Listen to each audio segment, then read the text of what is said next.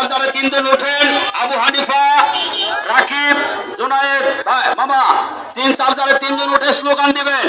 আপনার দাবি আমার দাবি, পিয়ার মানতে হবে। বলেন, জলে বলেন, আপনার দাবি আমার দাবি। মহাদেবপুরে পিয়ার, সারা দেশে